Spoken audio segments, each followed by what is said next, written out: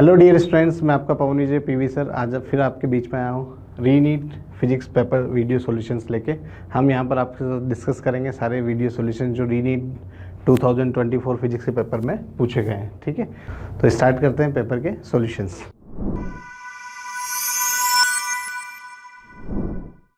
First question देखिए, इस question में था magnetic potential energy when a magnetic bar of magnetic moment m vector is placed perpendicular to the magnetic field B is vector is। बहुत ही basic सा सवाल। Basically सवाल में आपसे क्या पूछा हुआ है, पोटेंशियल एनर्जी पूछा हुआ है बार मैग्नेट के लिए जब वो यूनिफॉर्म मैग्नेटिक फील्ड में रखा है। आप सब लोग जानते हैं कि पोटेंशियल एनर्जी का जो रिलेशन यहाँ पर होता है U इज इक्वल टू वो होता है माइनस एम डॉट बी। क्या होता है, एम डॉट बी। तो इसको हम लिख सकते हैं U is equal to minus of M B cos theta. ठीक है, डॉट प्रोडक्ट है। और बेसिकली आपको बोला है कि यहाँ पर परपेंडिकुलर मींस थीटा की वैल्यू कितनी गिवन है, 90 डिग्री गिवन है। और आप जानते हैं कोस 90 कितना होता है सर, कोस 90 की वैल्यू 0 होती है। इसलिए ये पोटेंशियल एनर्जी जो होगी बार मैग्नेट की वो होगी 0। That means option 2 is correct here.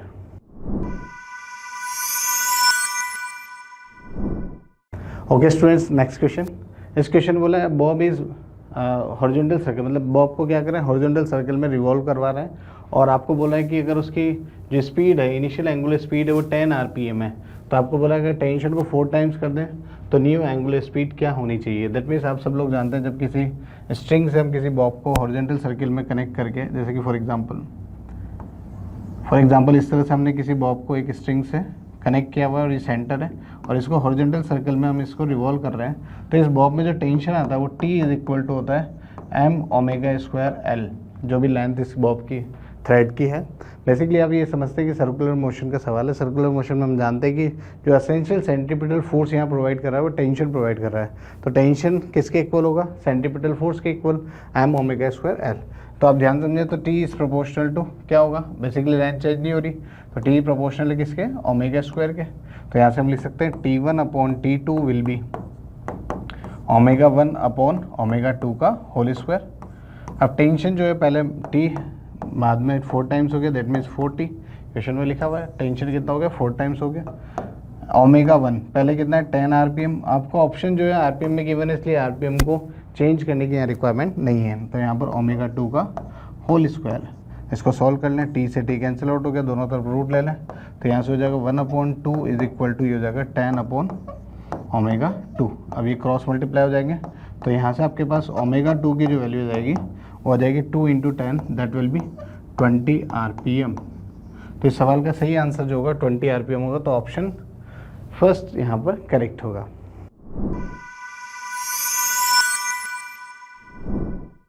Next question देखिए, नेक्स्ट क्वेश्चन बोल रहा है metal cube of side 5 centimetre is charge with 6 microcoulomb the surface charge density on the cube. बहुत ही बेसिक सा सवाल है, सरफेस चार्ज डेंसिटी पूछी है। आप सब लोग जानते हैं सरफेस चार्ज डेंसिटी सिग्मा, इसका फॉर्मूला होता है Q अपॉन A, मतलब चार्ज अपॉन सरफेस एरिया, उसे डिवाइड कर देते हैं, हमारे पास सरफेस चार्ज डेंसिटी आती है। चार्ज हमें गिवन है 6 माइक्रोकूलम। आप देखें तो माइक्रोकूलम को चेंज कर देंगे कूलम में तो -6 कूलम हो जाएगा अपॉन यहाँ पर एरिया। अब बात हो रही है बेसिकली क्यूब की, तो क्यूब की बात हो रही है तो एरिया जो होगा इसका सरफेस एरिया वो 6a स्क्वायर होगा। आप सब लोग जानते हैं क्या होगा 6a स्क्वायर, क्योंकि क्यूब का जो स्क्वायर का जो एरिया होता है a स्क्वायर होता है, क्यूब में 6 साइड्स है तो 6a स्क्वायर, 6 से 6 कैंसिल आउट हो गए। अब वैल्यू पुट कर देते हैं यहाँ पर, तो 10⁻⁻6 अपॉन एरिया कितना है 5 सेंटीमीटर क्यूब, मतलब 5 × 10⁻⁻2 का होल स्क्वायर आपको यहाँ पर करना है, क्योंकि सेंटीमीटर को मीटर में चेंज करना है। तो अब आपके पास यहाँ पर हो जाएगा 10⁻⁻6 अपॉन 25 × 10⁻⁻4। तो इसको सॉल्व करेंगे तो ये सॉल्व करने पर आ जाएगा 0.4 × 10⁻³ कूलम पर मीटर स्क्वायर। तो करेक्ट आंसर जो होगा वो यहाँ पर होगा फोर्थ ऑप्शन को राइट टिक करेंगे।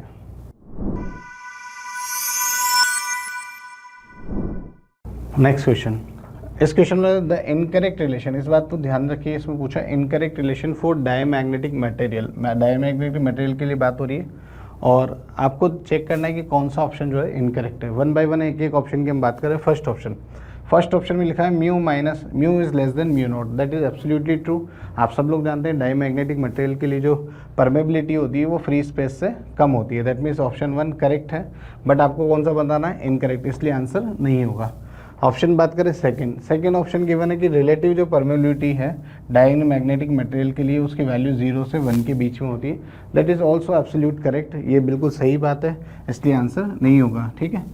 और थर्ड अपन बात करें कि डायमैग्नेटिक मटेरियल के लिए जो साई है उसकी वैल्यू क्या होगी, तो आप सब लोग जानते हैं कि म्यू आर जो होता है वो होता है 1 + आई, ठीक। तो अब ये वैल्यू अगर यहाँ पर पुट कर देता हूँ, इस रिलेशन में पुट कर देता हूँ, तो आप ध्यान समझिए, तो यहाँ पर 0 और यहाँ पर कितना है, लेस देन इक्वल टू, यहाँ पर लिखा है म्यू आर के प्लेस पर यहाँ पर क्या लिख सकता हूँ 1 + शाई और less than 1।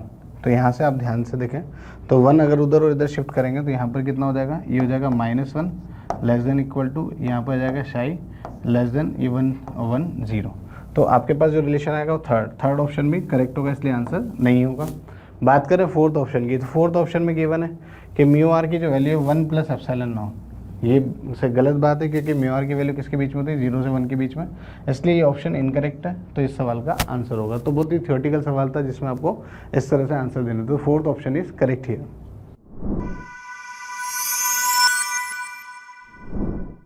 Alright, next question, ideal fluid is flowing in non uniform cross section tube XY। एक आपके पास non uniform cross section tube दी हुई है XY और दो एंड यहाँ पर है, यहाँ पर X पर काइनेटिक एनर्जी K1 है और Y पर काइनेटिक एनर्जी K2 है। तो आपको बताना है कि कौन सा ऑप्शन करेक्ट होगा, ठीक है। Kinetic energy per unit volume of the fluid at X and Y respectively, then correct option is K1 K2 आपको बताना। तो आप ध्यान समझे, तो यहाँ पर आप जानते हैं प्रिंसिपल ऑफ कंटिन्यूटी, जो एरिया और वॉल्यूम का जो प्रोडक्ट होता है वो क्या होता है, कांस्टेंट होता है। That means AV constant, that means we can write A1V1 is equal to A2V2, A1V1 is equal to A2V2। अब आप ध्यान समझिए, तो ये वाला अगर एरिया, इसको मैं अगर A1 बोल रहा हूँ और इस एरिया को अगर मैं A2 बोल रहा हूँ, तो आप ध्यान समझ पा रहे हैं कि A2 क्या है, A2 ग्रेटर देन है किससे, A1 से, इसलिए V1 ग्रेटर देन होगा किससे, V2 से। दैट मीन्स स्पीड कहाँ पर ज़्यादा होगी, यहाँ पर ज़्यादा होगी फ्लो की। अगर फ्लो की स्पीड यहाँ ज़्यादा है, आप जानते हैं काइनेटिक एनर्जी जो होता है, काइनेटिक एनर्जी होता है ½ mv²। अगर स्पीड ज़्यादा है तो काइनेटिक एनर्जी भी ज़्यादा होगी, ठीक है। तो V यहाँ पर वेलोसिटी ज़्यादा होने से काइनेटिक एनर्जी ज़्यादा हुई, तो कहाँ पर काइनेटिक एनर्जी ज़्यादा होगी, यहाँ पर काइनेटिक एनर्जी ज़्यादा होगी। That means K1 is greater than K2। तो option 3 is correct here.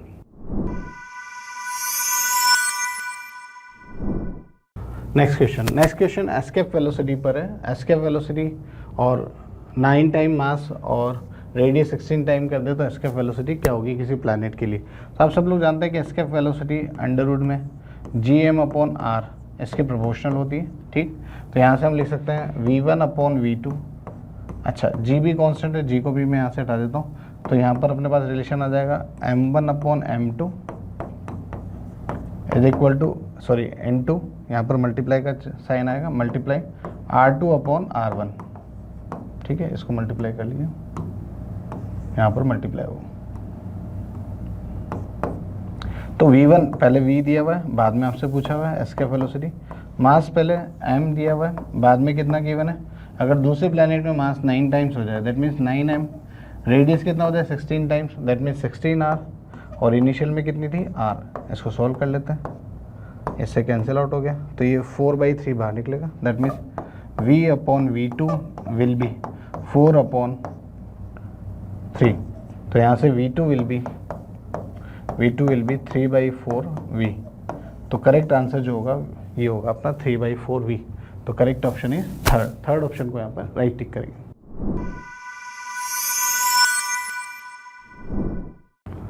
Basically इस क्वेश्चन में आपको गिवन है अल्फा, एक तो इलेक्ट्रॉन गिवन और एक अल्फा पार्टिकल गिवन है, और आपसे क्या पूछ रहा है, आपसे पूछ रहा है कि जो लैम्डा है, वेवलेंथ है, वो किसके लिए ज़्यादा और किसके लिए कम होगा। तो आप सब लोग जानते हैं de Broglie wavelength, lambda is equal to H upon, इस फॉर्मूले को अपन इस तरह से लिख सकते हैं 2m/ke या QV, ठीक है। तो यहाँ पर आप ध्यान से समझो, लैम्डा किसके प्रोपोर्शनल है, √Q, मतलब चार्ज के अंडर रूट के प्रोपोर्शनल है, इन्वर्सली प्रोपोर्शनल है। तो आप ध्यान से समझिए, तो लैम्डा इन्वर्सली प्रोपोर्शनल है चार्ज के रूट के। अब आपको ध्यान समझना चाहिए कि अल्फा पार्टिकल का जो चार्ज है, उसका जो मैग्नीट्यूड है Q of alpha is greater than Q of electron.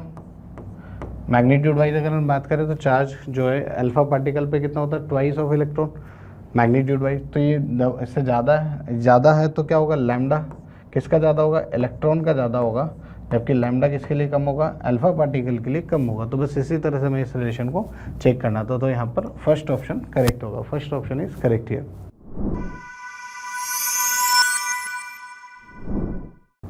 Next question में बेसिकली आपको बोला है कि फोर्स गिवन है, इनिशियल काइनेटिक एनर्जी गिवन है और पोजीशन गिवन है, डिस्प्लेसमेंट बताना है, काइनेटिक एनर्जी बताना है जब एक्स डिस्प्लेसमेंट हो। दिस मीन्स आप ये बात समझें कि इस सवाल को करने के लिए आपको लगाना था यहाँ पर work done by all forces, work done by all forces is equal to delta K, that is known as work energy theorem. Work done by all forces is equal to change in kinetic energy, ये theorem आपको यहाँ पर लगाना था। Work done यहाँ पर एक force की वजह से वर्क डन है, वो कितना है, ये फोर्स है -2 आई कैप प्लस 3 जे कैप। इसका डॉट प्रोडक्ट करना है किसके साथ, 3 आई कैप के साथ, क्योंकि एफ डॉट आर होता है वर्क डन का फॉर्मूला। तो यहाँ पर हमने लिखा F dot I, change in kinetic energy final minus kinetic energy initial. बस ये बेसिक सा कॉन्सेप्ट आपको यहाँ पर लगाना था। अब यहाँ पर इसको मल्टीप्लाई करेंगे तो कितना हो जाएगा, -6 + 0 इज इक्वल टू के ई फाइनल हमें फाइंड आउट करना है, के ई इनिशियल हमें 10 जूल गिवन है, ये इधर आ जाएगा तो 10 - 6 इज इक्वल टू के ई फाइनल। तो यहाँ से के ई फाइनल आप देखिए कितना आ गया, 4 जूल। तो करेक्ट आंसर जो होगा ऑप्शन नंबर 3 होगा। थर्ड ऑप्शन को यहाँ पर राइट टिक करें।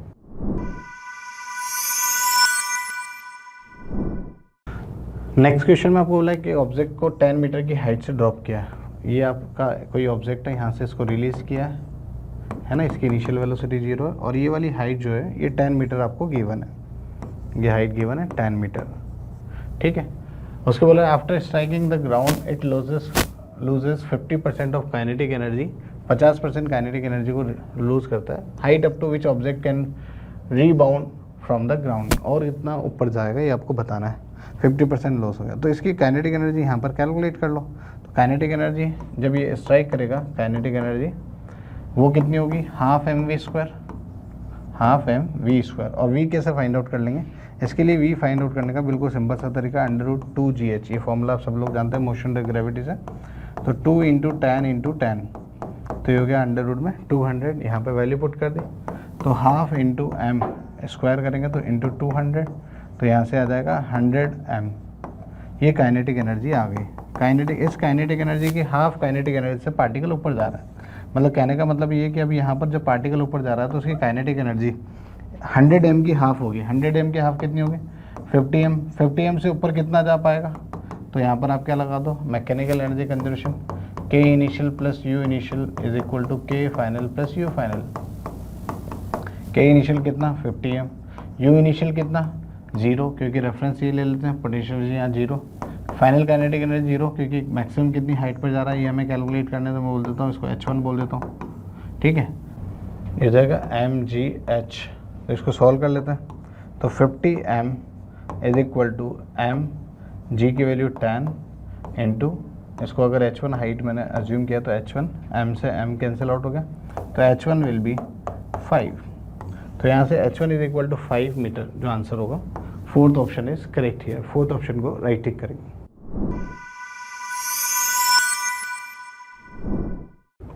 नेक्स्ट क्वेश्चन आपकी स्क्रीन पर है।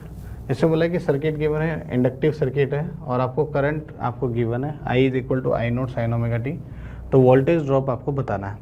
आप जैसा कि सब लोग जानते हैं कि जो प्योर इंडक्टिव सर्किट होता है उसमें जो वोल्टेज होता है वो करंट से π/2 फेज आगे होता है। दैट मीन्स आप यहाँ पर क्या लिख सकते हैं सर, हम लिख सकते हैं V is equal to V0 sin omega t plus π/2। हम ऐसा इसलिए लिख पा रहे हैं क्योंकि हमें करंट का यहाँ पर इक्वेशन गिवन है, I is equal to I0 sin omega t। तो π/2 फेज आगे होता है, तो इसलिए हम क्या कर पा रहे हैं उसमें 90 डिग्री ऐड कर रहे हैं। तो यहाँ से हमारे पास क्या आ गया, V is equal to V0 और ये कितना हो गया sin 90 प्लस थीटा, ये हो जाएगा cos theta cos omega t। अब V0 को जो है, आप V0 को क्या ले सकते हैं सर, V0 को प्योर इंडक्टिव सर्किट के लिए ले सकते हैं I0 इंटू एक्सएल। और आप लोग जानते हैं कि प्योर इंडक्टिव सर्किट के लिए एक्सएल इज इक्वल टू होता है कितना, ओमेगा एल। ये वैल्यू यहाँ पुट करना है, तो V0 is equal to I0 into omega L. ये वैल्यू अब यहाँ पर पुट कर देता है V0 की। V0 की वैल्यू यहाँ पुट करेंगे तो V इज इक्वल टू ये हो जाएगा I0 omega L into cos omega T. तो यहाँ से V is equal to omega L I0 cos omega T, ये आंसर आ जाएगा। तो करेक्ट आंसर जो होगा वो होगा fourth option, omega L I naught cos omega T. Fourth option is correct here.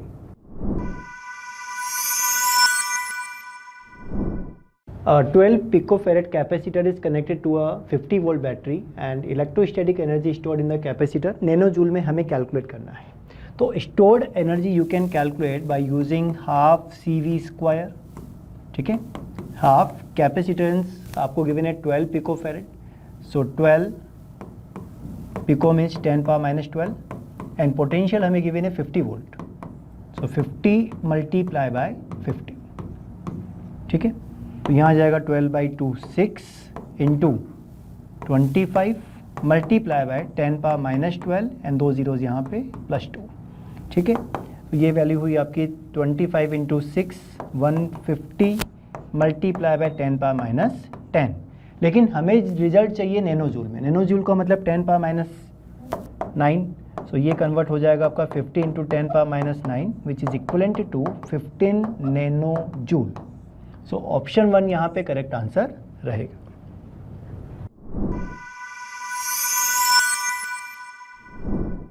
A uniform wire of diameter d carries a current of 100 milliampere when the mean drift velocity of electrons in the wire is v, ठीक है। For a wire of diameter d/2 of the same material to carry a current of 200 milliampere, the mean drift velocity कैलकुलेट करना है।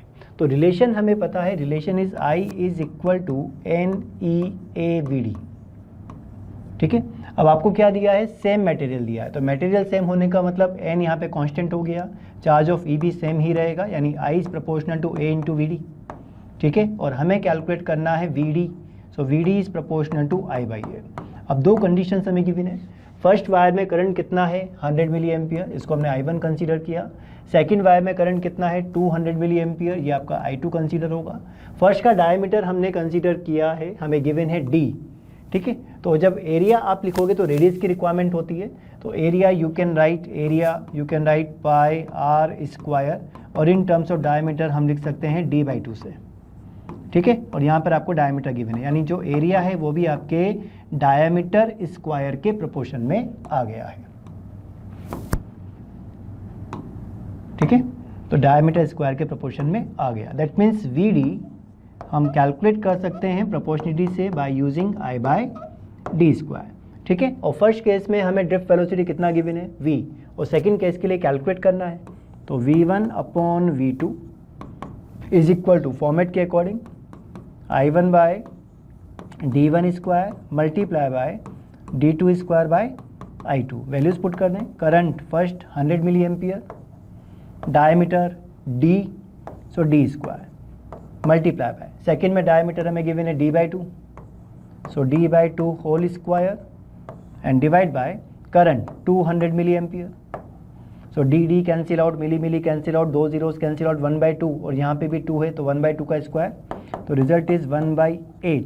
सो V1/V2 is equal to 1/8।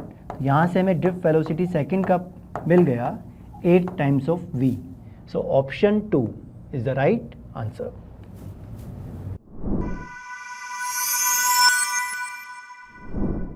In an electrical circuit, the voltage is measured as 200 plus minus 4 volt and the current is measured as 20 plus minus 0.2 ampere.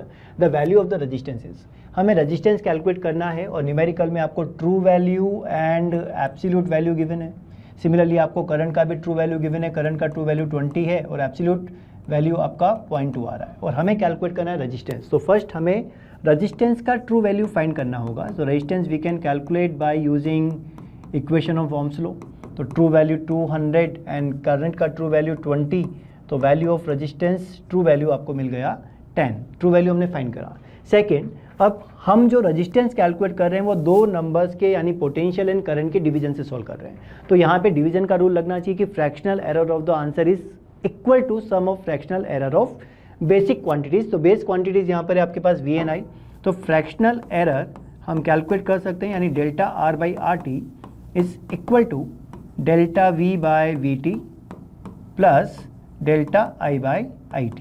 दोनों का value put करें और यहाँ से हमें डेल्टा R भी मिल जाएगा, बिकॉज ट्रू वैल्यू आप सॉल्व कर चुके हैं 10 is equal to delta V is 4, so 4/200 plus delta I is 0.2, so 0.2/20, ठीक है, ये 0 0 कैंसिल आउट, ओके। तो यहाँ पे रिजल्ट आपके पास रहा 4/20, 4/20 इज 1/5 एंड 0.2/2 इज, एक तरीके से हम बोल सकते हैं 0.1/1 या डायरेक्ट हम लिख लें 0.1, तो 1/5 is 0.2 plus 0.1 is equal to 0.3, तो आपको डेल्टा आर का वैल्यू मिल गया 0.3।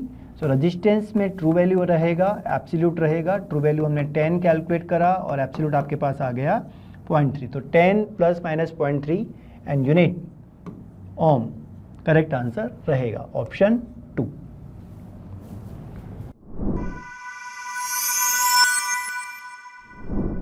A step-up transformer is connected to an AC main supply of 220 volt to operate at 11,000 volt 88 watt. The current in the secondary circuit ignoring the power loss in the transformer.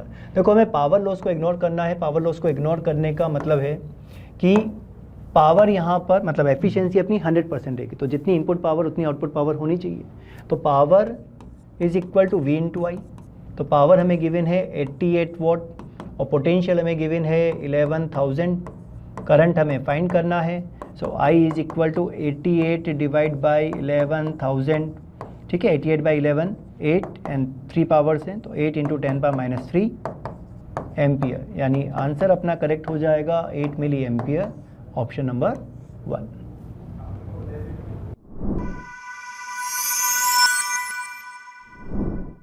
A particle is moving along x-axis with its position x varying with time t as x is equal to alpha t power 4 plus beta t square plus gamma t plus delta.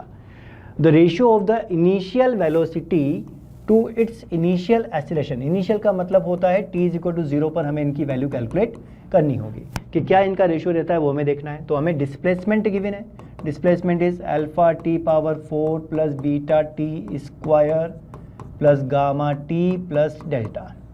जब हम इसमें one time differentiate करेंगे तो आपको velocity मिल जाएगा dx/dt, और differentiation के बाद आंसर रहेगा 4 alpha T cube plus 2 beta T plus gamma, और हमें वेलोसिटी चाहिए इनिशियली यानी एट t इक्वल टू 0 पे। तो जैसे आपने t0 पुट करा, ये दोनों टर्म तो 0 और वेलोसिटी आपको मिल गई गामा। तो फर्स्ट रिलेशन तो आपके पास आ गया। सेकंड हमें फाइंड करना है एक्सेलरेशन। तो एक्सेलरेशन हम फाइंड कर सकते हैं बाय डिफरेंशिएटिंग वेलोसिटी। तो वेलोसिटी का एक्सप्रेशन अभी आपने कैलकुलेट करा और इसी को हमें डिफरेंशिएट करना है। तो डिफरेंशिएट करेंगे तो वैल्यू रहेगा टी क्यूब का डिफरेंशिएशन 3t स्क्वायर, सो ये बन जाएगा आपका 12 alpha T square plus twice B, gamma का 0 हो गया। अब एक्सेलरेशन भी आपको इनिशियली कैलकुलेट करना है t इक्वल टू 0 पर, ठीक है, एट t इक्वल टू 0 पर हमें एक्सेलरेशन कैलकुलेट करना है। तो t इक्वल टू 0 आपने पुट करा तो एक्सेलरेशन की वैल्यू आ गई ट्वाइस ऑफ b, और हमें रेशियो किसका फाइंड करना है, हमें रेशियो फाइंड करना है initial velocity to initial acceleration, मतलब v बाई ए। तो v आपने कैलकुलेट किया था gamma divide by twice of beta, तो gamma divide by twice of beta यानी ऑप्शन 4 यहाँ पे करेक्ट आंसर रहेगा।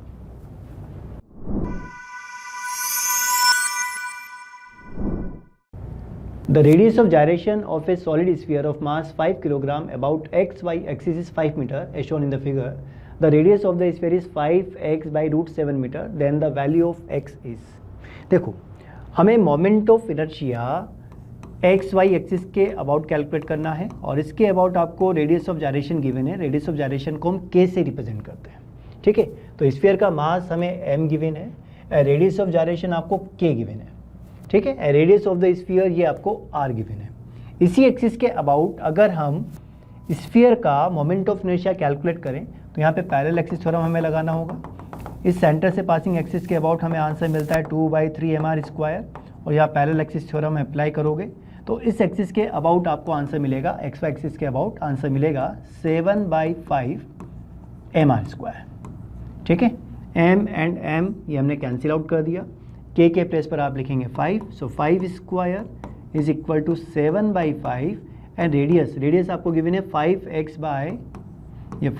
बाय रूट 7 होल स्क्वायर, ठीक है। और यहाँ से हमें x का वैल्यू फाइंड करना है, तो यहाँ पर आपके पास 5 square, so 5 square is equal to 7/5 और ब्रैकेट में आपके पास से 25x²/7, तो 7 7 से कैंसिल आउट हो जाएगा, 25 ये 25 से कैंसिल आउट हो जाएगा, तो x² किसके इक्वल आया 5, so x is equal to √5, so option 4 यहाँ पे करेक्ट आंसर हमें मिल जाएगा।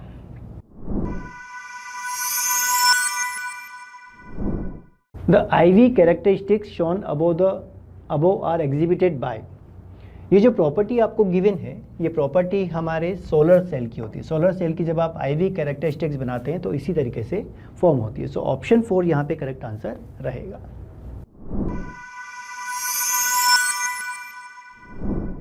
The magnetic moment and moment of inertia of a magnetic needle are shown respectively 1 × 10⁻², ये आपको मैग्नेटिक मोमेंट गिवन है जिसको हम म्यू से रिप्रेजेंट करते हैं, and 10⁻6 divide by pi kilogram metre square, ये आपका मोमेंट ऑफ इनर्शिया है जिसको हम आई से रिप्रेजेंट करते हैं। If it completes 10 oscillation in 10 second, the magnitude of magnetic field आपसे पूछा है। देखो 10 ऑस्सिलेशन 10 सेकेंड में कंप्लीट कर रहा है, तो 1 ऑस्सिलेशन में कितना टाइम लगेगा, 1 ऑस्सिलेशन का टाइम 1 सेकेंड होगा, और टाइम पीरियड हम किससे मेजर करते हैं, टाइम पीरियड आप मेजर करते हैं 2π√I/μb से, और ये वैल्यूज हम पुट कर दें, तो टाइम कितना है, टाइम है 1 is equal to 2π, moment of inertia आपको गिवन है 10⁻⁻6 ये डिवाइड बाई पाई स्क्वायर, ये moment of inertia, value of mu कितना गिवन है 10⁻2, ये 10⁻2 मल्टीप्लाई बाय b रहेगा, और हमें यहाँ से b का वैल्यू कैलकुलेट करना है। तो ये पाई और पाई स्क्वायर ये तो हुआ कैंसिल आउट, ठीक है। हम इस 2 को लेफ्ट हैंड साइड शिफ्ट कर सकते हैं, so 1/2 is equal to 10⁻4/b in under root हटाना है तो स्क्वायर कर दें, सो 1/4 इज इक्वल टू 10⁻4 साथ में b, ठीक है। हमें वैल्यू चाहिए b का, क्रॉस मल्टीप्लाई करें, b इज इक्वल टू 4 × 10⁻4, और you can right 0.4 × 10⁻3, magnetic field का यूनिट टेस्ला होता है, और 0.4 × 10⁻3, 10⁻3 को हम मिली टेस्ला से रिप्रेजेंट कर सकते हैं, किससे रिप्रेजेंट कर सकते हैं, मिली, 10⁻3 इज मिली, यानी 0.4 milli tesla. Option 3 is the correct answer.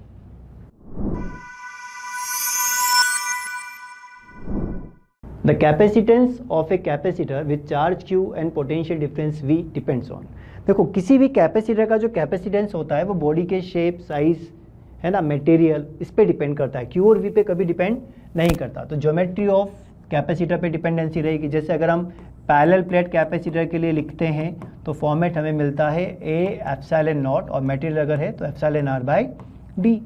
इसी तरीके से अगर हम स्फेरिकल कैपेसिटर के लिए लिखते हैं, सिंपल स्फीयर आपको गिवन है, तो उसके लिए आंसर आता है 4πε0 εr मल्टीप्लाई बाई r। तो ये कभी भी क्यू और वी पे डिपेंड नहीं करता, बॉडी के शेप, साइज है ना, आसपास कौन सा मटेरियल हमने फिल करा है, कोई और ऑब्जेक्ट है क्या, कोई कंडक्टर है क्या, उस पर डिपेंड करता है। तो ऑप्शन 2 यहाँ पे करेक्ट होना चाहिए।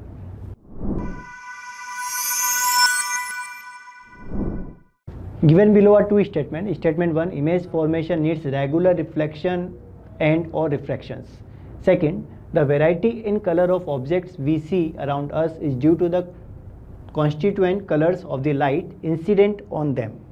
तो मेरे अकॉर्डिंग ये दोनों स्टेटमेंट करेक्ट हैं, बिकॉज इमेज फॉर्मेशन तभी होता है जब हम रिफ्लेक्शन या रिफ्लेक्शंस पे वर्क करते हैं, क्योंकि अगर आपकी सरफेस जैसे अगर वॉल है, तो वॉल पे हमें अपना रिफ्लेक्शन नहीं दिखता, लेकिन अगर हम मिरर में देखते हैं तो मिरर में हमें अपना रिफ्लेक्शन दिख जाता है। तो फर्स्ट स्टेटमेंट अपना करेक्ट होना चाहिए। Second statement, the variety of colours of object, जो भी हमारा पास ऑब्जेक्ट है, ऑब्जेक्ट का अगर हम कलर देखते हैं तो वो कलर हमें किसके कारण दिखता है, बिकॉज हमें ये बोला गया इसमें due to the constituent colours of the light. जो वाइट लाइट होती है उसी के अंदर आपके सारे कलर इंक्लूड होते हैं, सारे कलर मिक्स होकर क्या बन जाते हैं, वाइट लाइट। तो ऑब्वियस बात है कि सेकेंड स्टेटमेंट भी आपका करेक्ट ही है। तो यहाँ पर हमें मिलना चाहिए both statement 1 and 2 are correct. Option 3 यहाँ पे करेक्ट आंसर रहेगा।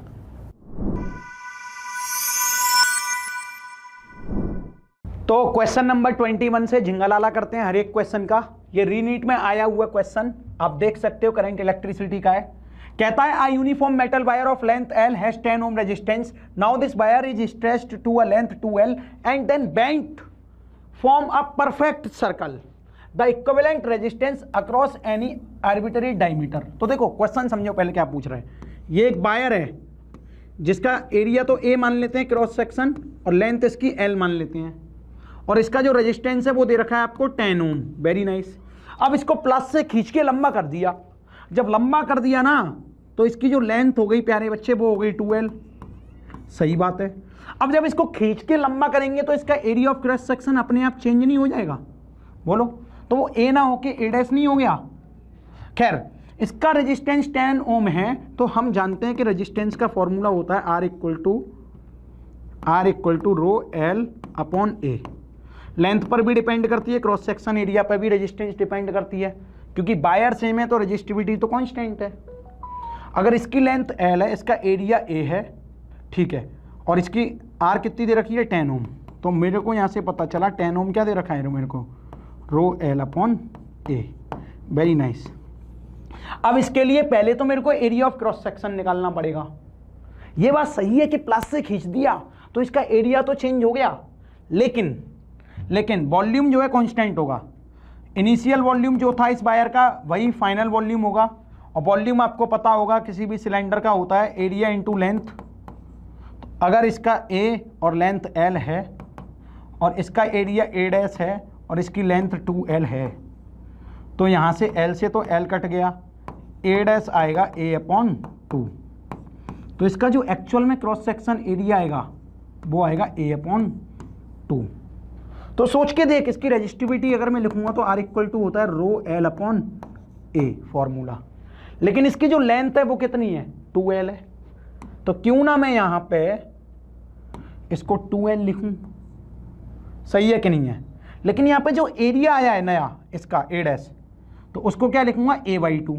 जब मैं यहाँ पे A/2 लिखूंगा और इसको सॉल्व करूंगा तो यहाँ से रेजिस्टेंस आएगी, ये 2 ऊपर पहुँच जाएगा 4 रो एल अपॉन ए।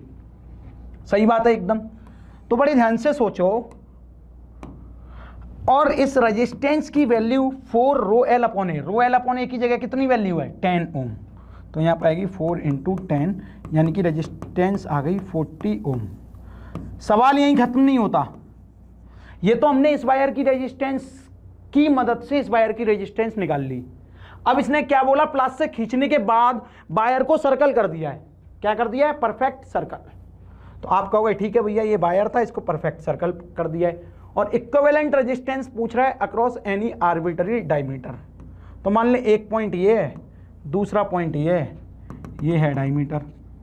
अब सोच, अगर मैं डायमीटर के अक्रॉस इसकी इक्विवेलेंट रेजिस्टेंस बनाऊंगा, तो क्योंकि अब जो वायर खींच के प्लस से लंबा कर दिया है उस पूरे का रेजिस्टेंस 40 ओम है, तो ये आधा हिस्सा है उसका और ये भी आधा हिस्सा है, तो यहाँ से यहाँ तक इसकी 20 ओम रेजिस्टेंस है और यहाँ से यहाँ तक इसकी 20 ओम रेजिस्टेंस है।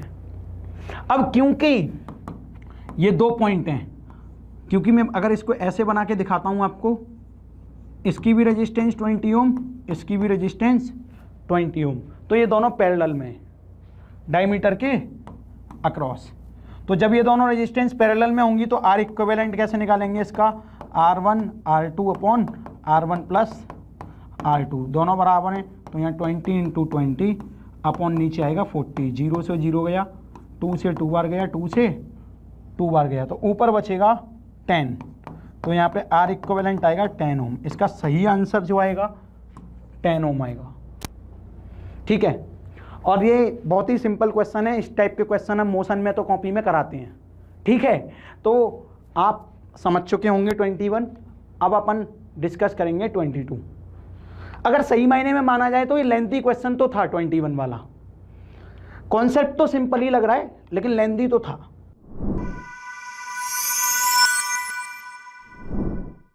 22, ये तो सीधे थ्योरी का क्वेश्चन है। The spectral series which correspond to the electronic transition from the level N2 equal to इतना to level N1 equal to इतना। क्योंकि इलेक्ट्रॉनिक ट्रांजिशन का क्वेश्चन है तो हमें पता होना चाहिए, पहला n इक्वल टू 1, दूसरा n इक्वल टू 2, तीसरा n इक्वल टू 3, चौथा n इक्वल टू 4, पाँचवा n इक्वल टू 6, ऐसे ही करके बहुत सारे बना सकते हैं अपन। तो जो पहला ट्रांजिशन है वो किसने दिया था, लाइमन ने, दूसरा वाला बाल्मर ने, तीसरा पाश्चन, चौथा लाइमन बाल्मर पाश्चन ब्रैकेट,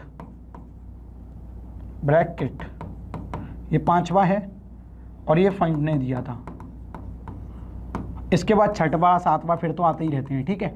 अब ये कह रहा है अगर इलेक्ट्रॉनिक ट्रांजिशन N2 से N1 में हो रहा है, और N2 क्या है 5 6 7 8 कुछ भी हो सकता है, और लेकिन N1 फिक्स है, वो क्या है 4, यानी कि ऊपर से इलेक्ट्रॉनिक ट्रांजिशन कुछ ऐसा हुआ कि 4 पर ही आके गिर रहे हैं सारे।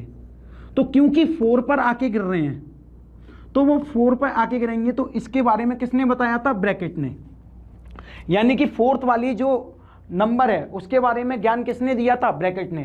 तो वो वही पूछ रहा है कि बताओ कौन सी सीरीज में आएगा ये, तो आंसर आएगा इसका ब्रैकेट सीरीज।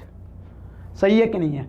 अगर वो थर्ड पे आके गिर रहा होता तो इसका आंसर पाश्चन होता, सेकंड पे आके गिर रहा होता तो बाल्मर, फर्स्ट पे आके गिर रहा होता तो लाइमन, है ना। डायरेक्ट याद करते हैं इन पांचों महान साइंटिस्टों को, है ना, याद करना जरूरी होता है क्योंकि इन पे क्वेश्चंस आते हैं।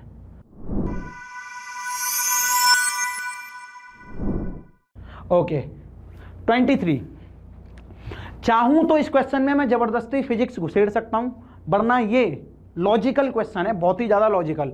अगर किसी को फिजिक्स की कम नॉलेज भी है तो भी कर सकता है। देखो असर्शन ए कहता है houses made of concrete roof overlaid with foam keep the room hotter during summer, यानी कि एक कॉन्क्रीट का बना हुआ घर है, उसके ऊपर थर्माकोल का जो फॉर्म होता है ना उसकी कोटिंग कर दी है। क्या कर दी है, कोटिंग फॉर्म की, ठीक है। समर में house made of concrete roof overlaid with foam keep the room hotter during the summer, तो अगर फॉर्म की कोटिंग कर दी जाए या उसके ऊपर फॉर्म बिछा दिया जाए तो क्या वो गर्म होगा गर्मियों में। तो देखो सोचने वाली बात क्या, जो फॉर्म होता है आपने देखा होगा कई आइसक्रीम वगैरह बेचने वाले लोग आते हैं, है ना, या बर्फ़ बनाने वाले लोग आते हैं, तो वो क्या करते हैं एक फोम का डब्बा लेते हैं, उसमें आइसक्रीम रखते हैं, उसमें अपनी बर्फ़ रखते हैं, आइस रखते हैं। क्यों, क्योंकि उन्हें पता है कि जो फॉर्म मटेरियल होता है वो हीट एक्सचेंज आसानी से नहीं करता। अगर उसके अंदर हमने गर्म चीज़ रख दी तो वो गर्म बनी रहेगी, अगर उसके अंदर हमने ठंडी चीज़ रख दी तो वो ठंडी बनी रहेगी। अच्छे लंच बॉक्स जो होते हैं उनके अंदर फोम की इंटरनल कोटिंग होती है, जिससे अगर वो खाना गर्म है तो वो गर्म ही रहना चाहिए। समझ में आया कि नहीं।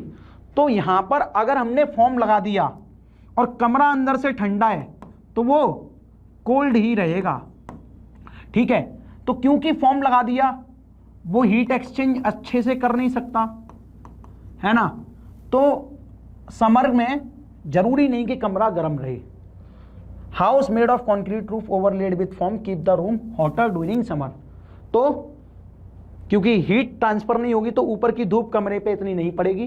कॉन्क्रीट होता तो वो बहुत जल्दी गर्म हो जाता है, कॉन्क्रीट बहुत जल्दी हीट एक्सचेंज करता है, लेकिन क्योंकि इसके ऊपर ये लगा दिया है थर्माकोल, एक तरीके से फॉर्म लगा दिया है, तो ये तो फॉल्स हो गया, क्योंकि समर में वो गर्म नहीं रहेगा। ठीक है भाई, फॉल्स हो गया। तो ए वाला स्टेटमेंट तो गलत है, false.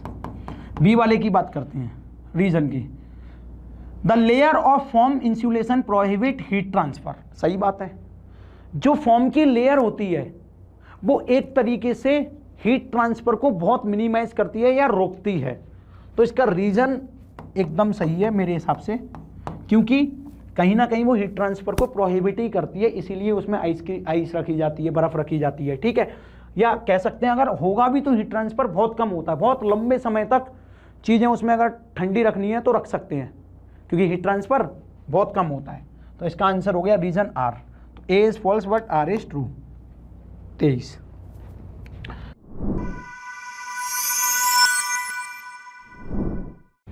A particle executing simple harmonic motion with amplitude A has the same potential and kinetic energy at the displacement. SHM का क्वेश्चन है, बहुत अच्छा क्वेश्चन है। कह रहा है अगर पोटेंशियल एनर्जी और काइनेटिक एनर्जी किसी भी पार्टिकल की बराबर कर दें जिसका एम्पलीट्यूड A हो सकता है, तो बताओ मतलब पोटेंशियल एनर्जी और काइनेटिक एनर्जी बराबर किस एम्पलीट्यूड पर होगी, यानी कि x की क्या वैल्यू होगी, समझ रहे हो कि नहीं, किस डिस्प्लेसमेंट पर होगी, ये पूछ रहे हो। तो एक बात बताओ, पोटेंशियल एनर्जी का फॉर्मूला होता है इसमें हाफ के एक्स स्क्वायर, है कि नहीं है? आप सबको पता होगा। अगर काइनेटिक एनर्जी की बात करूं तो वैसे तो पार्टिकल का काइनेटिक एनर्जी होती है half M B square, half M. अगर वेलोसिटी इस पार्टिकल की एक्स के टर्म में लिखना चाहूंगा तो मैं यहां लिख सकता हूं, क्योंकि फॉर्मूला क्या होता है, B equal to omega root के अंदर A square minus x square. रटाया जाता है सबको क्लास में बढ़िया तरीके से समझा के ड्राइव करा के, तो ये फॉर्मूला है ज़बरदस्त। तो बी स्क्वायर करूंगा अब इसका स्क्वायर, तो यहाँ पे ओमेगा स्क्वायर आ जाएगा, और इसका भी स्क्वायर करूंगा तो रूट हट जाएगा, ए स्क्वायर माइनस एक्स स्क्वायर। तो यहाँ से काइनेटिक एनर्जी देखो प्यारे बच्चे, हाफ एम ओमेगा स्क्वायर को के लिखा जा सकता है के, और यहाँ पे ए स्क्वायर माइनस एक्स स्क्वायर। तो ये काइनेटिक एनर्जी का फॉर्मूला आता है एक्स के टर्म में। मैंने अपनी कॉपी में लिखाया था, मैंने कि याद कर लेना, ये बहुत इंपॉर्टेंट टॉपिक होता है, एसएचएम में पूछा जाता है, ठीक है। तो डायरेक्ट भी लिखाया जाता है जिससे आप टाइम बचा सको। तो क्या पोटेंशियल एनर्जी हाफ के एक्स स्क्वायर है, काइनेटिक एनर्जी के इक्वल होगी हाफ के ए स्क्वायर माइनस एक्स स्क्वायर। क्या के से के साफ हो गया, हाफ से हाफ साफ हो गया। हमें ये नहीं पता एक्स स्क्वायर क्या होगा, ये पता है लेकिन a square minus x square, इसको इधर ले आओ, 2x square equal to a square, x equal to हो जाएगा a by root two. Very nice. तो यानी कि ए बाई रूट टू पर इसका डिस्प्लेसमेंट आएगा। आया समझ में कि नहीं? अगर particle A by root two वाली जगह पर होगा तो पोटेंशियल एनर्जी और काइनेटिक एनर्जी सेम होगी। चलो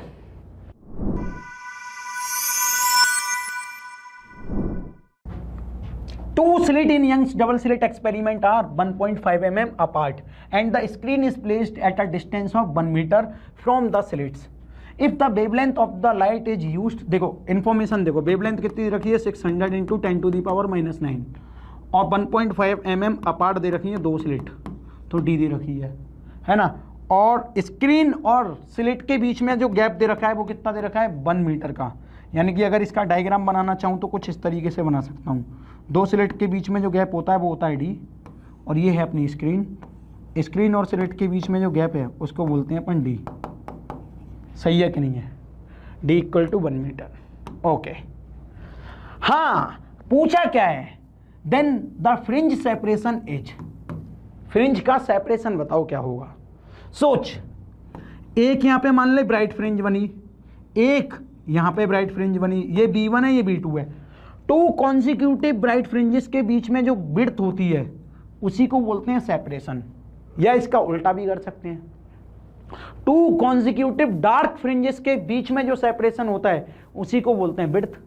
और इस विड्थ का फॉर्मूला सब लोग लिखाते हैं, हम भी लिखाते हैं कि लैम्डा, ओहो ये रफ हो गया क्या पूरा, ओके कोई नहीं दोबारा कर लेते हैं। हाँ, तो यहाँ पे विड्थ का formula lambda D upon D लिखाते हैं।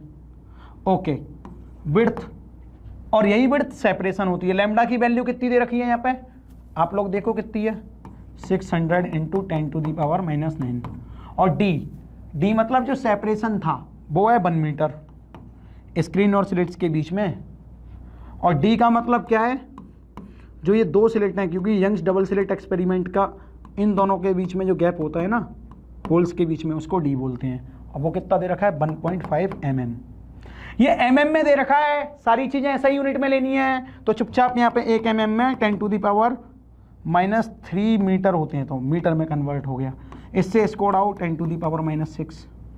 ठीक है, अब बड़े ध्यान से सोचो, पॉइंट को हटाएंगे तो यहाँ एक और जीरो बढ़ा दूँ, सही बात है सर, 15 से इसको कितनी बार काट सकते हैं, 4 बार, तो यहाँ 400 हो जाएगा, तो विड्थ आएगा यहाँ पे 4 into 10 to the power -4 metre. तो कॉन्जिक्यूटिव फ्रिंजेस के बीच में जो विड्थ होती है उसी को फ्रिंज सेपरेशन कहते हैं, और इसका आंसर आया 4 into 10 to the power -4 metre. ये याद रखना कि SI यूनिट में ही इसको सॉल्व किया जाए। चलो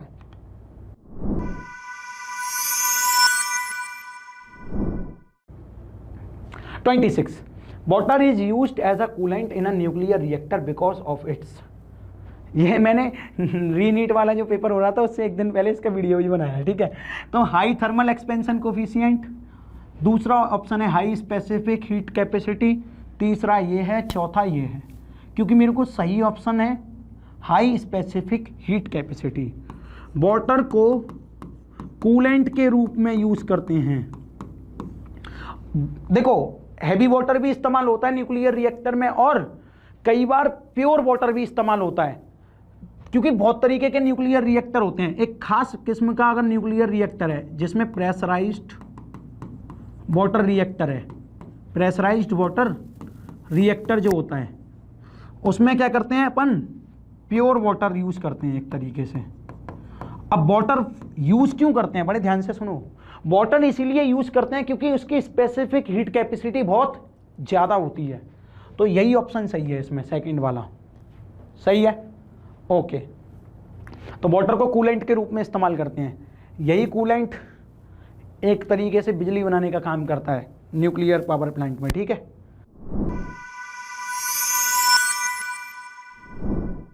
आ जाओ इधर। हाँ यार, कॉपी में कराए हुए क्वेश्चन है ये तो, ठीक है। यहाँ 63 लिख रहा है, मैंने कॉपी में 47 लिखाया था, बस वैसा ही है लगभग। अच्छा यहाँ पे देखो, the pitch of an error free screw gauge is 1 mm। Pitch कितनी दे रखी है, इंफॉर्मेशन को खींच के लिखते जाओ, और डिवीजन कितने हैं इसमें 100, number of division 100 on the circular scale. While measuring the diameter of a thick wire the pitch scale read 1 mm। Pitch scale reading का मतलब है मेन स्केल रीडिंग कितनी आई 1 mm। And 63rd division on the circular scale coincide with the reference line. तो coincide division कौन सा है, coincide division, एक एक इंफॉर्मेशन को मैं तुम्हारे सामने लिख रहा हूं, वो है 63rd। अच्छा, तो the diameter of the wire is, एक ऐसा वायर है पुचुक, यहाँ पे हम इस वायर का डायमीटर मेजर कर रहे हैं, किसका इस्तेमाल करके, स्क्रू गेज का इस्तेमाल करके। तो इस डायमीटर की रीडिंग निकालो। तो रीडिंग निकालने का फॉर्मूला होता है कि देखो साहब, मेन स्केल रीडिंग जो आएगी वो तो लिखेंगे ही, प्लस सर्कुलर स्केल जो रीडिंग आएगी वो भी लिखेंगे। अब मेन स्केल रीडिंग कितनी है, जो कि पिच स्केल की रीडिंग है वो कितनी है 1 mm, तो शांति से लिख दो यहाँ पे, यही मेन स्केल की। सर्कुलर स्केल की रीडिंग लिखने के लिए least count multiply number of coincide division, formula तो देख लो भैया, number of coincide division of circular scale. जो सर्कुलर स्केल का कोइंसाइड डिवीजन है, ठीक है, रेफरेंस लाइन के, वो लेते हैं। तो क्योंकि सर्कुलर स्केल रीडिंग निकालनी है इसलिए लिस्ट काउंट चाहिए। तो भैया लिस्ट काउंट का फॉर्मूला क्या होता है, pitch upon total division, pitch upon total division. Very nice. Pitch क्या है यहाँ पे 1 mm, डिवीजन कितना है यहाँ पे 100, यानी कि पिच कितना आ गया 0.01 mm। Very nice. तो क्योंकि हमें डायमीटर की रीडिंग कंप्लीट करनी है तो 1 mm तो यहाँ है ही है, प्लस लीस्ट काउंट कितना है 0.01 mm।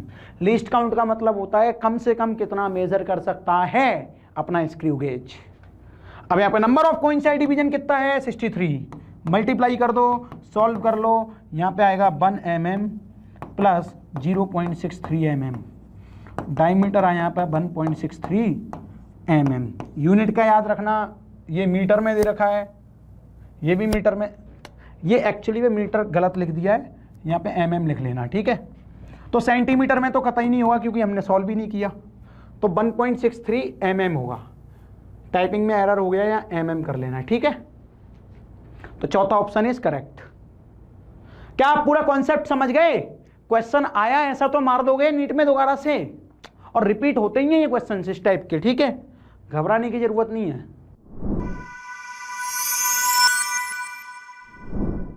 तो अब हम फोकस करते हैं क्वेश्चन नंबर 28 पर। 28वां प्रश्न कहता है let us consider 2 solenoid A and V made from same magnetic material of relative permeability μr and equal to area of cross section. Cross section of area भी सेम दे रखा है और रिलेटिव परमिटिविटी सेम है तो μ0 भी same होगा, ठीक है। Length of A is twice that of B, जो A वाला सोलेनॉइड है उसकी लेंथ ट्वाइस है B के, and the number of turns per unit length in A is half that of V। इसका मतलब क्या है, नंबर ऑफ टर्न्स हैं जो A के वो हाफ के बराबर है number of turns of V, ठीक है। The ratio of self inductance of the 2 solenoid LA ratio LV is. तो पहले तो क्वेश्चन समझो, ये इंफॉर्मेशन गिवन है क्वेश्चन में, है क्या एक सोलोनॉइड है, ठीक है, जिसका सेल्फ इंडक्टेंस बोला है LA हो सकता है, और ये दूसरा सोलोनॉइड है, ये A वाला सोलोनॉइड, ये B वाला सोलोनॉइड। इसका एरिया और इसका area of cross section same है। अब देखो म्यू नॉट भी सेम है दोनों का, तो कह रहा है कि LA और LB का रेशियो बताओ क्या होगा। तो आपको ये फॉर्मूला डायरेक्ट याद कराया होगा, LA इक्वल टू होता है म्यू नॉट N होता है number of turns, N square area of cross section upon length. ये एक जनरल फॉर्मूला होता है। अगर मैं एक की बात नहीं कर रहा, सिर्फ मैं सेल्फ इंडक्टेंस लिखने की बात कर रहा हूँ सोलोनॉइड की, ठीक है। यहाँ पे मैंने क्या बात की, सोलोनॉइड की सेल्फ इंडक्टेंस की केवल। तो ये फॉर्मूला होता है। अब सोचो LA इक्वल टू क्या दे रखा है 2LB। मैंने मान लिया कि LB की लेंथ यदि L है, LB की लेंथ मैंने क्या मान ली L, तो LA की लेंथ कितनी आएगी 2 इंटू L, तो 2L हो गई कि नहीं हो गई। ये नंबर ऑफ टर्न्स नहीं दे रखे, यहां पे ये नंबर ऑफ टर्न्स हैं, लेकिन ये number of turns per unit length हैं। तो यहां पे number of turns NA per unit length क्या होगा LA is equal to half number of turns of V upon per unit length V। ऐसे लिखेंगे इसको। NA निकालना है क्योंकि अपन को यहाँ N ही चाहिए। तो एक बात बताओ, NA तो A ले लो, LA क्या दे रखा है 2L 1/2, NB को तो V रहने दो, LB कितना दे रखा है LB दे रखा है L। शाबाश, साफ कर दो L से L, और ये 2 से 2 कट गया। तो यहाँ से क्या समझ में आया कि number of turns A is equal to number of turns B। Number of turns भी बराबर है, लो number of per turns per unit length का रेशियो दे रखा था ये जो दे रखा है आपको एक तरीके से, लेकिन हमने वहां से नंबर ऑफ टर्न्स पता किया तो दोनों बराबर आ रहे हैं।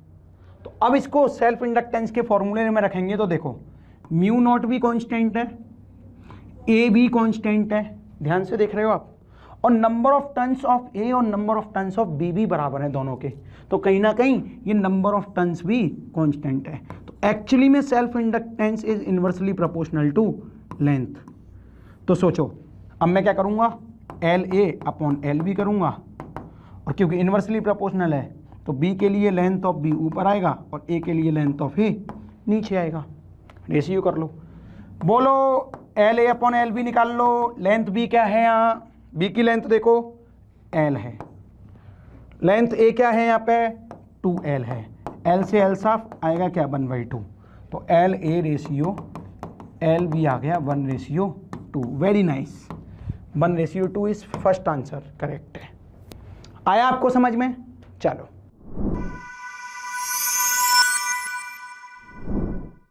अब when the output of 29 करते हैं, when the output of an OR gate is applied as input to a NOT gate। OR gate बनाना आता है आपको? कुछ इस तरीके का होता है OR gate, ठीक है। अब जो इसका OR gate का आउटपुट है वो किससे कनेक्ट कर दिया जा रहा है NOT gate से। ये OR gate है, ये NOT gate है। तो then the combination act as आ, तो इन दोनों का जो कॉम्बिनेशन है वो किसके जैसा एक्ट करेगा। सोच, अगर मैं यहाँ पे 0 डालूंगा, यहाँ भी 0 डालूंगा, तो यहाँ आउटपुट आएगा 0। तो इसका जो लिखेंगे वो कैसे लिखेंगे y equal to A plus B. जो आउटपुट आएगा जैसा दोनों है वैसा ही आता है। तो 0 अगर 0 है तो ये 0 हो जाएगा, A भी 0 B भी 0, तो y क्या आएगा 0।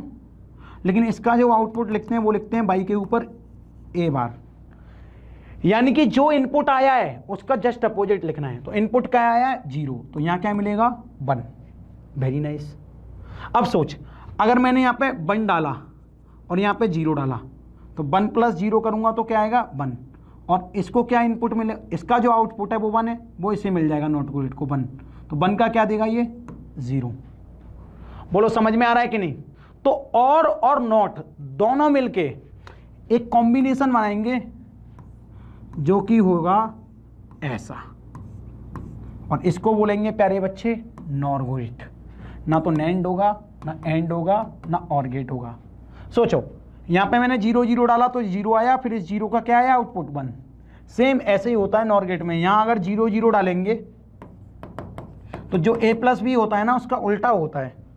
तो यहाँ 0 0 डाला तो आया क्या 0, लेकिन अगर ये बार लग गया इसका मतलब 0 का उल्टा क्या होगा 1, तो असली आउटपुट 0 0 डालने पर क्या मिला 1, और यहाँ पे भी 1 मिल रहा है। तो यहाँ पे और नॉट गेट मिलके क्या बन जाते हैं ये नॉर। वेरी नाइस, तो ये वाला सही है ना। चलो आगे चलते हैं।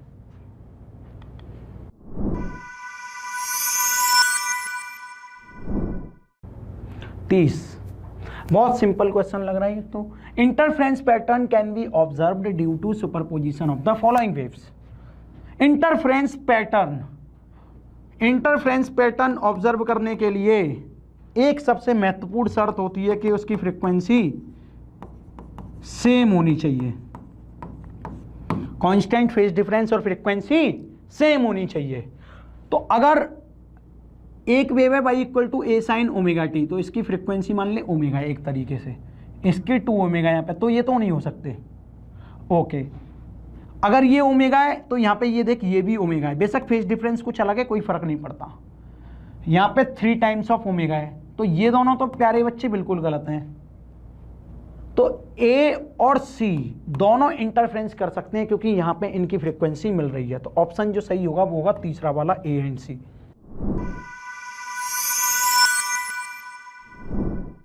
Let us see the next problem. क्या बोल रहा है बच्चों, देखा कि ध्यान से, if phi is the work function of a photosensitive material in electron volt, phi electron volt में है, and light of wavelength of numerical value lambda hc upon e meter is incident on it with energy above the threshold value at an instant, then the maximum kinetic energy of photoelectron ejected by that instant will be.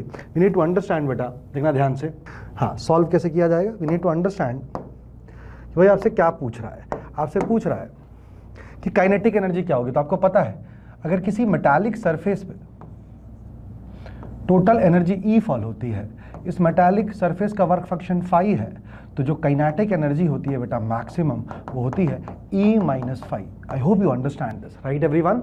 Right sir. Phi इन्होंने electron volt में लिखा है, बिल्कुल। ई जो है energy, उसको यहां से निकाला जा सकता है बेटा। देखो लैम्डा एनर्जी होता है बेटा H C divided by lambda. जरा पुट करना H C by lambda. If you put the value of lambda you will get H C upon E, right? तो एच सी से एच सी का मैटर क्लोज हो जाएगा। ई जो है वो किस में है बेटा? ई में। तो क्या मैं लिख सकता था the value of K max is nothing but E minus phi. Phi already electron volt में है बेटा, so the value of K max will be E minus phi. कौन सा ऑप्शन होगा? Option number C. Let us move to the next problem.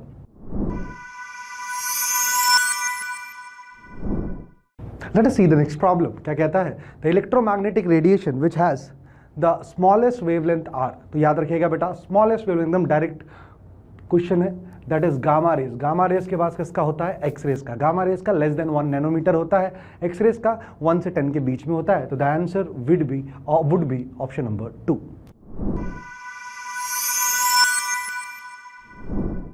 Now the next problem is the equilibrium state of thermodynamic system is described by. Equilibrium state thermodynamic system का बेटा describe होता है thermodynamic variable से। जैसे PV is equals to nRT में कौन कौन से thermodynamic variable हैं? I guess pressure, volume and temperature. That is why the option should be ACD. ACD किस में है? सिर्फ और सिर्फ option number D में। ACD only.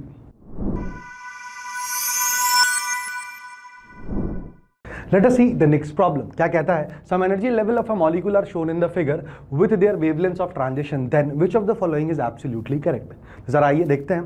आपको पता होना चाहिए प्यारे बच्चों, जो एनर्जी गैप है that should be proportional to, that is equals to hc upon lambda. Not proportional, that should be is equals to hc upon lambda, है ना? Proportionality की बात करता है तो that should be proportional to 1 upon lambda. तो जरा देखते हैं सबसे पहले वाले के लिए, जब यहाँ से यहाँ इलेक्ट्रॉन जंप करेगा तो जो फोटोन निकलेगा उसका वेवलेंथ कितना दे रखा है इन्होंने? λ3। तो जरा देखिए क्या मैं बोल सकता हूँ, ध्यान सुनना बेटा। पहला एनर्जी गैप कितना है? -2e minus of -4e, that should be hc upon that is λ3। दूसरा क्या है बेटा? λ2 के लिए इक्वेशन लिखो, ऊपर वाला है -2e, नीचे वाला कितना है? -3। तो एनर्जी गैप कितना लिखेंगे आप? बहुत आसान है सर, दूसरी इक्वेशन लिखेंगे -2e minus of -3e is equals to hc by λ2, right? इसको जरा सॉल्व करना कितना होगा? 4e - 2e, 2e is equals to H C by lambda 3, पहली इक्वेशन आ चुकी है दोस्तों।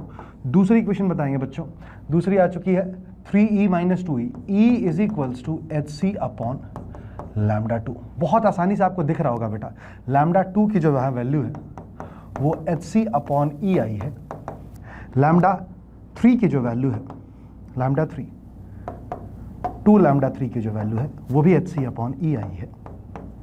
यस सूर्या सर, यहाँ लैम्डा 3 और लैम्डा 2, तो क्या मैं बोल सकता हूँ लैम्डा 2 में और लैम्डा 3 में एक बहुत अच्छा रिलेशन है, क्या, that lambda 2 is equals to 2 times of lambda 3। Lambda 2 किसके बराबर आया, 2 टाइम्स ऑफ लैम्डा 3। एक ही ऑप्शन है, दो ऑप्शन है देखो अभी भी, एक है बेटा lambda 2 is equals to 2 times of lambda 3, एक और ऑप्शन है lambda 2 is equals to 2 times of lambda 3। तो इन दोनों का तो मैटर अपन कर देते हैं क्लोज। अब बचता है इन दोनों ऑप्शन में सर्च करते हैं, आइए देखते हैं। लैम्डा 1 और लैम्डा 2 में अपने को सर्च करना बचा हुआ है, तो जरा देखना बेटा लैम्डा 1 के लिए क्या लिखोगे, जरा देखना, इसको लिखेंगे Surya sir -5e/2 minus of -4e is equals to H C divided by lambda 1। तो 4e है, हाँ बेटा, तो कितना हो जाएगा जरा बताओ, 4e ये हो जाएगा 80 माइनस 5e, है ना, तो ये हो जाएगा 3e/2 is equals to H C by lambda 1। Yes और नो चैम्प, यस सर। तो यहाँ से लैम्डा 1 की वैल्यू कितनी वैल्यू निकली देखो, 3 lambda 1/2, 3 lambda 1/2 is equals to H C upon E. Outstanding बेटा। तो क्या लैम्डा 2 और 3 लैम्डा 1/2 दोनों बराबर है, यस सर। दिख रहा है बेटा लैम्डा 2 जो है वो है 1.5 टाइम्स ऑफ लैम्डा 1, मतलब lambda 2 is more than lambda 1 और lambda 1 is less than lambda 2। ऐसा कौन सा ऑप्शन है, lambda 1 is less than lambda 2, और option number D is absolutely correct. देखिए आप, लैम्डा 1 जो है ना, वो लैम्डा 2 से क्या है, छोटा है, लैम्डा 1 जो है वो लैम्डा 2 से छोटा है, और साथ ही साथ में लैम्डा 2 की वैल्यू 2 लैम्डा 3 के बराबर है। This one of a good question asked in re-NEET this year मेरे बच्चों, this is good question, good, you are a good question, very good beta. Let's move to the next problem.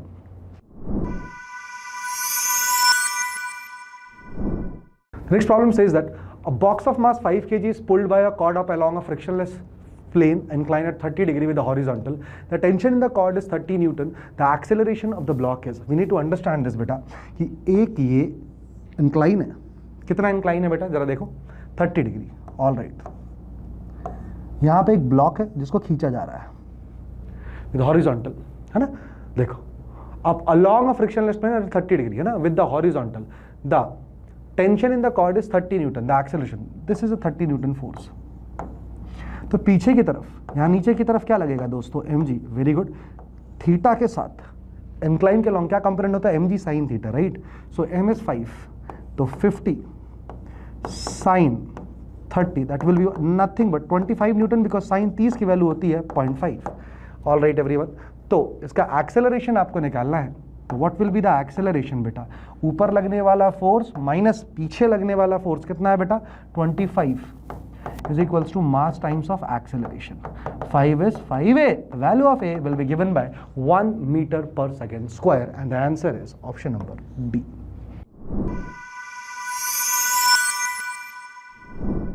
Let us move to the next problem. What does it says? It says, if the ratio of relative permeability and relative permittivity of a uniform medium is 1:4, then the ratio of the magnitudes of electric field intensity to the magnetic field intensity H of an EM wave propagating in that medium will be given by. You need to understand what is the value of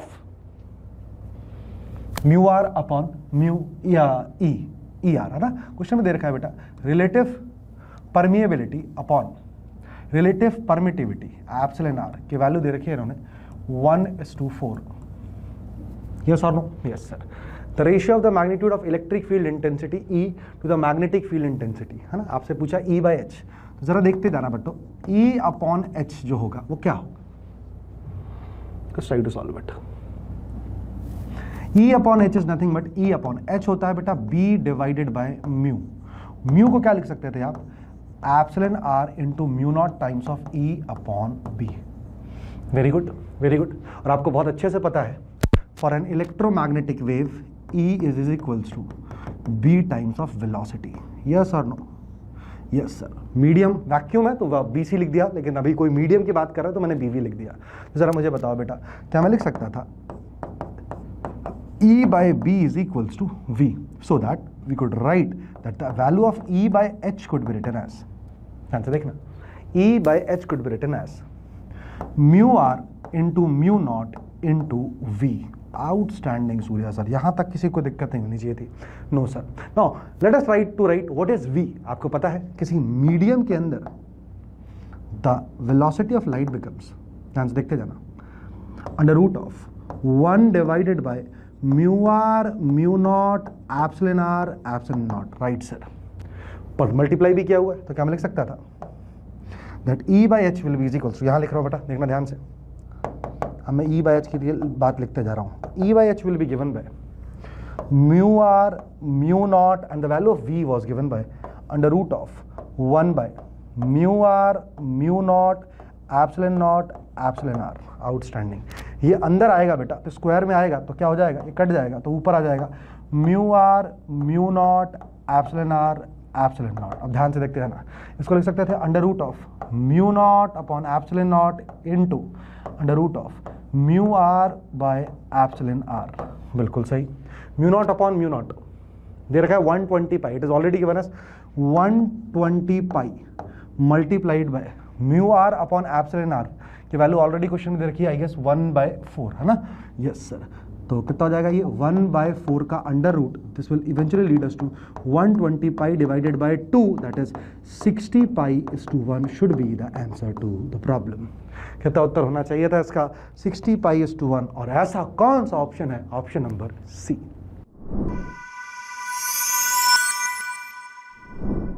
Let us see the next problem. What does it says? The value of electric potential at a distance 9 centimeter from point charge is given by. We need to understand that KQ by R जो होता है वो क्या होता है दोस्तों, electric potential होता है। The value of K is already given, कितना दे रखा है बच्चों, 9 into 10 raised to the power 9। Yes और no? Yes sir. Into charge कितना दे रखा है बेटा, 4 into 10 raised to the power -7। KQ by R, R की वैल्यू कितनी दे रखी है बेटा, 9 into 10 की पावर -2। सेंटीमीटर में था, मैंने उसको मीटर में कन्वर्ट कर दिया। तो जरा देखना बेटा ये कितना हो जाएगा, जरा देखो 9 से 9 का मैटर क्या हो जाएगा, क्लोज हो जाएगा सूर्या सर, और ये 10 की पावर 2 है, ऊपर जाएगा, कितना हो जाएगा बताओ, ये -2 है, ये 10 की पावर 11 -7, क्या ये 4 into 10 की पावर 4। बहुत इजी सा सवाल है बेटा, वोल्ट, 4 into 10 की power 4 volt. Option is option number D.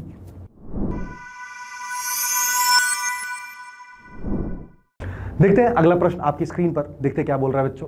The displacement of travelling wave y is given by c sin 2 by lambda into at minus x, where t is the time, x is the distance and lambda is the wavelength, all in SI unit. Then the frequency of the wave is given by. We need to understand. देखिएगा ध्यान से बेटा इसका solution, कि y is equals to लिखा हुआ है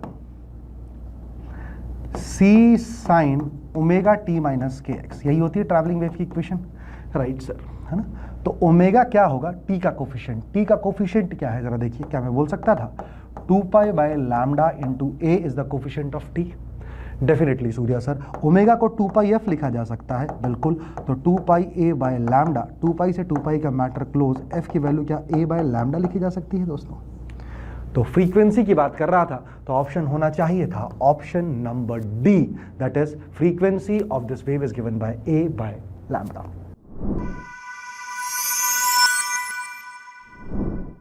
Let us see what does the next problem says. It says an object of mass 100 kg falls from point A to point B as shown in the figure. The change in its weight corrected to the nearest integer is, where r is the radius of earth. Now we need to understand. आपसे पूछ रहा है कि यहाँ का weight let it B W1 और यहाँ का weight let it be W2, इन दोनों के बीच का अंतर क्या है, क्या पूछ रहा है बेटा, W1 और W2 के बीच का डिफरेंस क्या है। तो वी नीड टू अंडरस्टैंड कि W1 जो होगा मैं बोल देता हूँ mg1 होगा, बिल्कुल सही। W2 जो होगा वो होगा mg2 होगा, बिल्कुल सही। तो क्या मैं बोल दूंगा दोनों के वेट्स का जो अंतर होगा W1 minus W2 which is nothing but m times of G1 minus G2। अब G1 और G2 की कहानी लिखनी है अपने को, हाँ या ना बेटा, बिल्कुल सही। तो जरा देखो ध्यान से बेटा, G1 जो होगा वो क्या होगा, वो होगा small g upon 1 plus h by r का होल स्क्वायर, अगर आपको पता हो, राइट बेटा, यस। तो क्या मैं बोल सकता था, देखना ध्यान से, स्मॉल g, वैसे आपको मैं यहाँ पे ड्राइव करके हल्का सा दिखा देता हूँ ताकि आपको आइडिया रहे। g की जो वैल्यू होती है g इफेक्टिव की, वो होती है gm upon r plus h का होल स्क्वायर, राइट। अगर आप इसमें से आर स्क्वायर कॉमा ले लेते हो बेटा तो ये बनता है 1 प्लस एच बाई आर का होल स्क्वायर। आई होप यहाँ तक आपको बहुत अच्छे से पता होगा। और gm बाई आर स्क्वायर जो होता है वो होता है g at surface, small g के बराबर होता है। तो मैं वही लिखने की कोशिश कर रहा हूँ, मेरे को दोनों केस में काइंड ऑफ h निकालना है ना, right sir, right right right. तो g अपॉन क्या हो जाएगा बेटा, ध्यान से देखना, 1 प्लस h बाय आर का होल स्क्वायर। सबसे पहले तो बताइए इनिशियल हाइट कितना है बेटा, अगर आप बता पाए, क्या इनिशियल हाइट 2 आ रही है? बिल्कुल सही सूर्या सर। तो यहां पे लिख सकता था मैं 2r अपॉन r का होल स्क्वायर। आई होप आपको यहां पे कोई दिक्कत ना हो। बिल्कुल सर, कोई दिक्कत नहीं है। G2 की बात करते हैं, g अपॉन 1 प्लस, अब नई हाइट कितनी होगी ये इंपॉर्टेंट है, ये है नई हाइट, ठीक है बेटा। तो नई हाइट निकाला जा सकता था क्या? Yes Surya sir, that will be given by this total height 2 RE minus RE by 2, that is 4 में से 1 गया 3 RE बाई 2। तो क्या लिखा है, 1 प्लस 3r बाई 2r का होल स्क्वायर।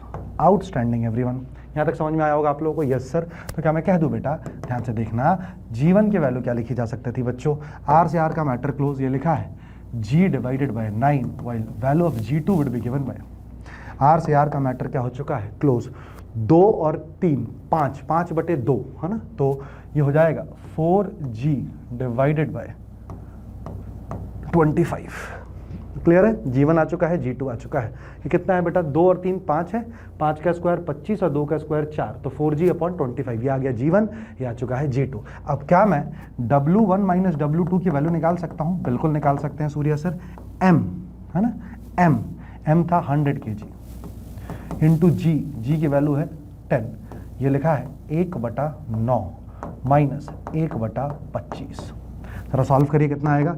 यह आएगा 1000 ऑप्शन में, अब अपॉन में कितना आ जाएगा, 25 इंटू 9 है ना, और इधर कुछ गलत तो किया, अच्छा 4/25, दिस इज 4/25, राइट बेटा। 25 इंटू 9 है ना, ऊपर कितना आएगा मुझे बताओ, ऊपर आएगा 25 माइनस 36। चेंज इन वेट की बात कर रहे हैं अपन, मॉड की बात कर रहे हैं, ठीक है बेटा। तो अपन सिर्फ पॉजिटिव साइन लेंगे है ना, नेगेटिव साइन की बात नहीं करेंगे, ठीक है, यस सर।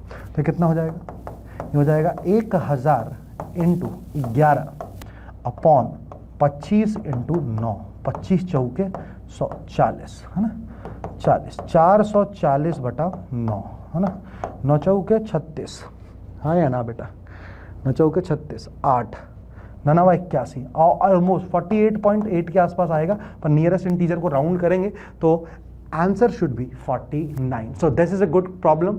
इसमें थोड़ा सा बच्चों को टाइम लग सकता था, but it's a very good problem and the answer of this problem is 49 Newton's.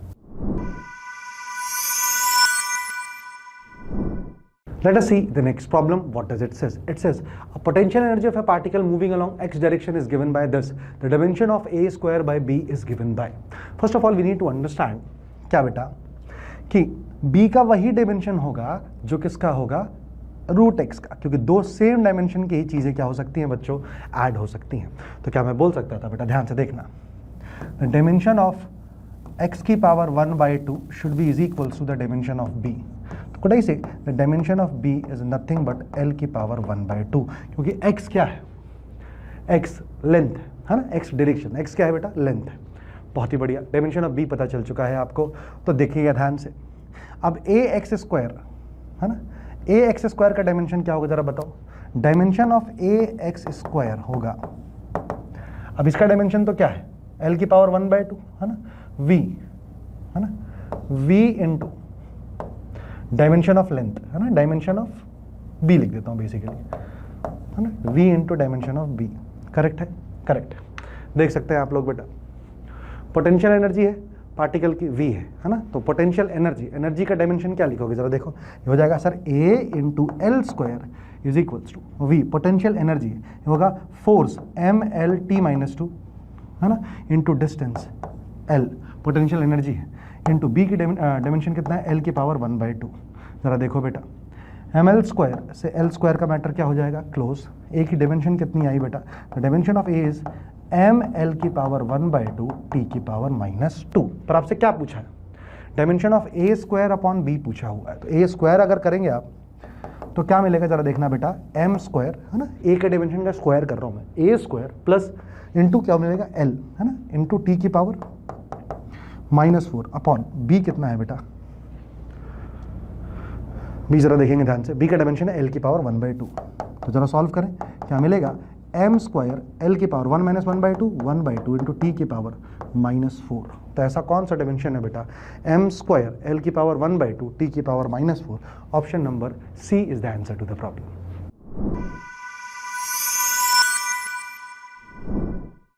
Let us see the next problem. What does it says? It says a two-dimensional motion of a particle is described by this is a parabolic, elliptical, periodic or simple harmonic motion. Choose the correct answer from the options given below. We need to understand बेटा, ध्यान से देखना। R vector क्या दे रखा है, R vector दे रखा है, मैं एक एक करके लिख रहा हूं, A cos omega T I cap plus 2A cos omega T J cap. Right बेटा, right Surya sir, right, absolutely right. तो यार आई कैप के साथ वाले को क्या लिख सकता था, एक्स कोऑर्डिनेट है ये इसका, यस सर। वाई कोऑर्डिनेट कितना है बेटा, 2A cos omega T, yes sir. दोनों को यदि डिवाइड कर दो, कॉस से कॉस, ए से ए का मैटर क्या हो जाएगा, क्लोज। यहाँ से वाई की वैल्यू कितनी आएगी गाइस, 2x के बराबर। ये किसकी इक्वेशन है, this is equation of a straight line, this is equation of a straight line. तो ना ही पैराबोला है ना ही इलिप्टिकल पाथ है, ए और बी ऑप्शन तो नहीं हो सकते। कॉस ओमेगा टी की बात कर रहे हैं, yes sir. Cos omega T simple harmonic को भी रिप्रेजेंट कर रहा है, और एक सिंपल हार्मोनिक मोशन यदि है, ए साइन ए कॉस ओमेगा टी क्या होता है, ए कॉस ओमेगा टी होता है equation of SHM, A sine omega T या कॉस ओमेगा टी, और एसएचएम एक पीरियोडिक मोशन तो होता ही है। तो कौन सा ऑप्शन होना चाहिए, C and D only. Option number D is the answer to the problem. छापो।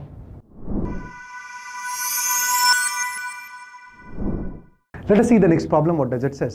It says a beam of unpolarized light of intensity I naught is passed through a Polaroid A, then through another Polaroid B oriented at 60 degree, and finally through the another Polaroid C oriented at 45 degree relative to B. The intensity of the emergent light is. Now we need to understand कि बच्चों यहाँ से अगर I naught से आया, यहाँ पे जो I आएगा वो I कितना आएगा बताओ, एक डायरेक्शन में कर देगा तो इंटेंसिटी आधी, I naught by 2। उसके बाद यहाँ कितना हो जाएगा, एंगल कितना है 60 डिग्री, तो I naught by 2 cos square 60। उसके बाद अगला क्या हो जाएगा, I naught by 2 cos square 60 का cos square 45 component. Answer should be I naught by 2 into cos 60 कितना होता है बेटा, 1/2, 1/4 इंटू cos 45 कितना होता है, 1/√2, 1/2।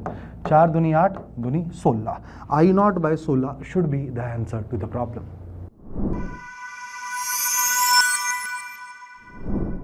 So we have this next problem. What is says that select the correct statement among the following. All right. Slow neutrons can cause fission in uranium 235. बिल्कुल सही। Then fast neutron बिल्कुल सही बात है। Alpha rays are helium nuclei बिल्कुल सही बात है।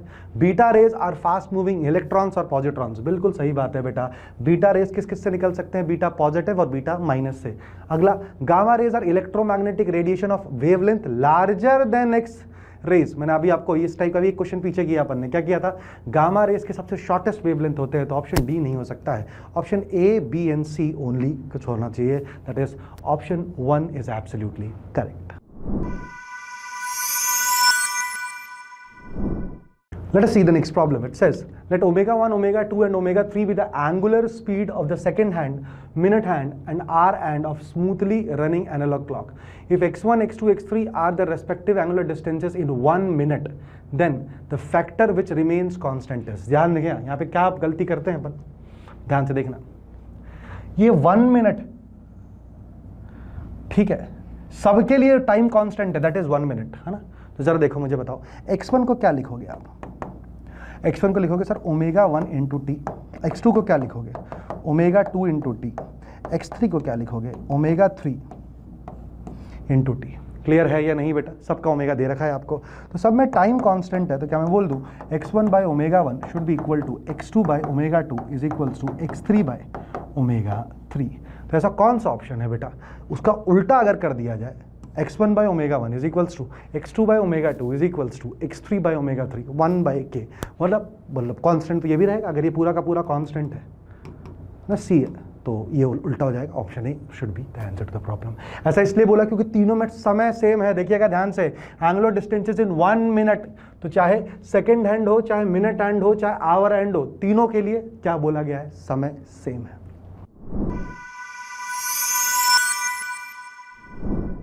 Let us see the next problem. क्या बोलता है? The magnetic moment of an iron bar is m. It is now bent in such a way that it forms an arc section of a circle subtending an angle 60 degree at the center. The magnetic moment of this arc section is given by. We need to understand this. ध्यान से देखना, पहले एक rod है जिसकी length l है, जिसकी pole strength मैं मान लेता हूँ small m and minus small m है। तो यार इसका मैग्नेटिक मोमेंट क्या लिखते हैं बेटा आप लोग? m इंटू एल लिखते हैं। इसी लेंथ को आपने एक आर्क के फॉर्म में सबटेंड कर दिया, बिल्कुल सही है ना? तो अब मैग्नेटिक पोल स्ट्रेंथ तो अभी भी m है, पर इफेक्टिव लेंथ अब कितनी हो सकती है आपको पता होना चाहिए बेटा। अगर ये रेडियस r है, ये r है, तो ये हो जाएगा थीटा बाई 2 और ये लेंथ हो जाएगी बेटा, थीटा के अपोजिट वाला होता है sine, r sine theta by 2, और ये लेंथ भी कितनी हो जाएगी? r sine theta by 2। अगर ऐसा है तो नया m डैश क्या लिखोगे बेटा? m इंटू ये लेंथ कितनी है? r plus r, 2r sine theta by 2। बिल्कुल सही सूर्या सर, कोई दिक्कत की बात नहीं है। अब दोनों को यदि आप डिवाइड करो, देखो m डैश अपॉन m जो आएगा वो क्या आएगा? m से m का मैटर क्या हो जाएगा?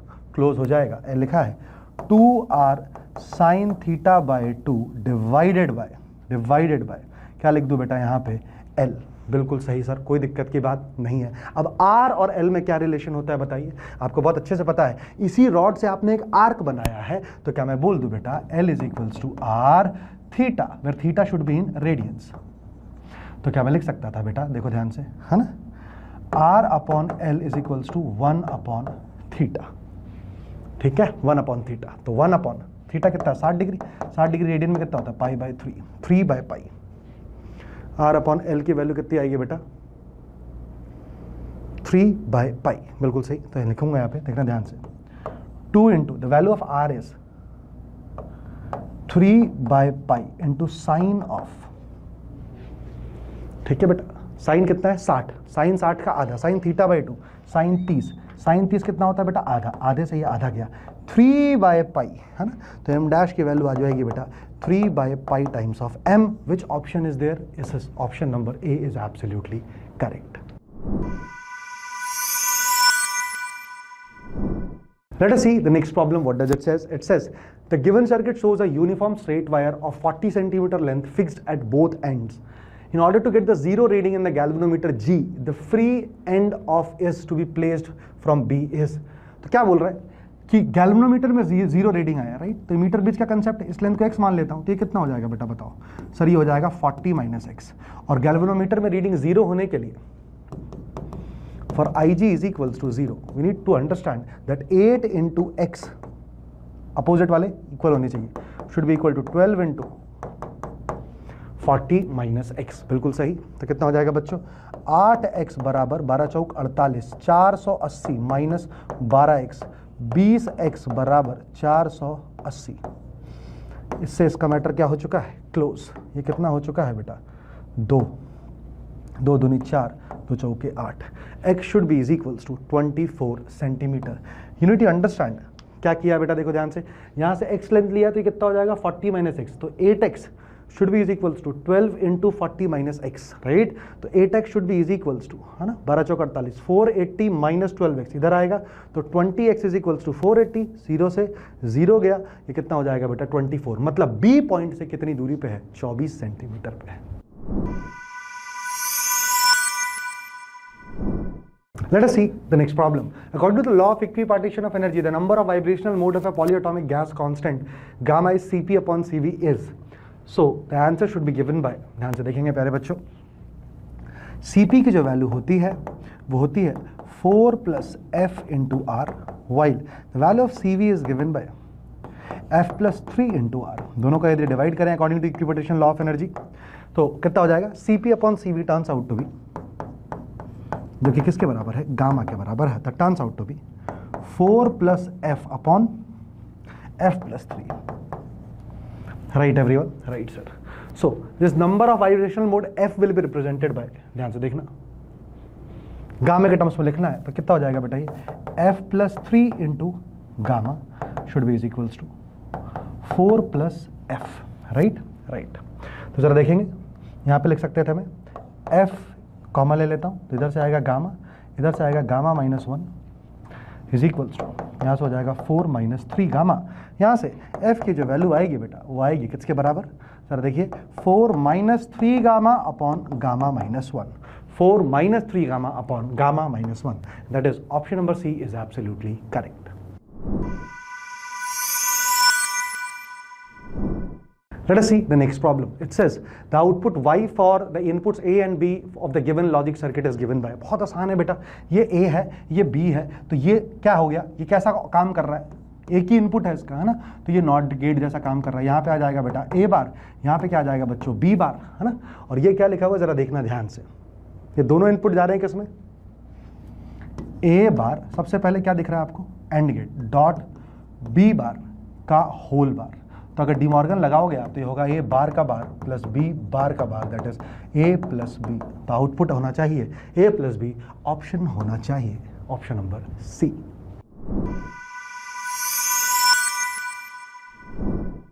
Let us see the next problem. What does it says? It says the amplitude of the charge oscillating in a circuit decreases exponentially as given by this one, where Q naught is the charge at t is equals to 0 seconds. All right. The time at which charge amplitude decreases to 0.5 Q naught is nearly. ये physics का कम सवाल है, ये गणित का ज़्यादा सवाल है बच्चों, देखेंगे ध्यान से. It says Q की वैल्यू किसके बराबर है, Q naught e की power minus RT by 2L के बराबर है. ठीक है बेटा, where Q naught is the charge. The time at which the amplitude decreases to 0.5 Q naught, मतलब Q naught by 2 हो जाए e की power minus RT by 2L. Q naught से Q naught चला जाएगा बेटा, ये कितना आ जाएगा 1 by 2 इक्वल टू e की power minus RT by 2L. दोनों तरफ यदि लॉग ले लिया जाए तो कितना मिलेगा आंसर बेटा, this will be ln 1 by 2 is equals to minus RT divided by 2L. That is ln A minus ln B is equals to minus RT divided by 2L. ln 1 कितना होता है दोस्तों, 0 होता है, माइनस से minus का matter क्या हो जाएगा, क्लोज हो जाएगा. टाइम की वैल्यू आ जाएगी 2L by R times of ln 2. अब जरा देखिए सारी वैल्यू लिखी होंगी बेटा. L की वैल्यू कितनी दे रखी है आपको, L की वैल्यू दे रखी है 12 हेनरी, है ना, तो मिली हेनरी सॉरी, है ना, 2 इंटू 12 इंटू 10 की घात माइनस 3 अपॉन R की वैल्यू दे रखी है 1.5 मल्टीप्लाइड बाय कितना हो जाएगा, ln 2 की वैल्यू है 0.693. तो इसका आंसर हो जाएगा 12 दूनी 24, 24 का आधा कितना होता है, देखो ऑन एन एवरेज निकाल रहा हूँ आंसर, 24 इंटू 0.69 है ना, 24 का आधा 12 के आसपास, है ना, 3/2 1.5 11 के आसपास आना चाहिए बेटा. तो 11.09 मिली सेकेंड. आई गेस बिल्कुल सही है, कोई दिक्कत की बात नहीं है. Option number B should be the answer to the problem.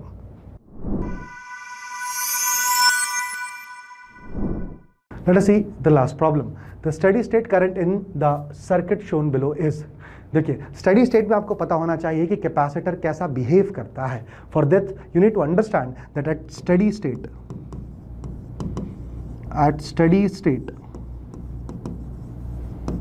है ना, the voltage capacitor behaves like an open circuit OC. अगर ये ओपन सर्किट बिहेव करने लगेगा तो इधर कोई करंट जाएगी ही नहीं. ये टोटल रेजिस्टेंस कितना है 5, तो करंट इसमें से कितनी जाएगी 10/5, that is 2 ampere. Option number C is the answer to the problem.